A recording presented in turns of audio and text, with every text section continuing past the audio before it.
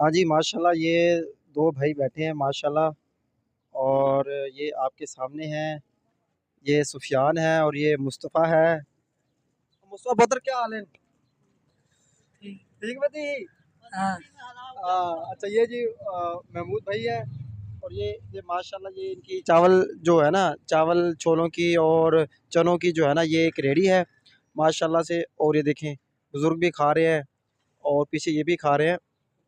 ये जो हमारे जो महमूद भाई इनसे गुफ्तगू करते हैं कि माशाल्लाह जी आपने यहाँ 2 माशाल्लाह नौजवान बिठाए हुए हैं, तो आप इनकी माशाल्लाह जी महमूद भाई आपने देखो ये 2 माशाल्लाह नौजवान बिठाए हुए हैं। एक तो ये सुना है कि 4-5 भाई हैं। हाँ जी, माशाल्लाह ये 4 भाई हैं, हुँ, एक तंदुरुस्त है हुँ, और ये 3 मोटे हैं। हुँ, तकरीबन मगरिब के बाद इनकी नज़र काम नहीं करती, सुबह के वक़्त करती है हुँ, और ये काम से भी माज़ूर हैं।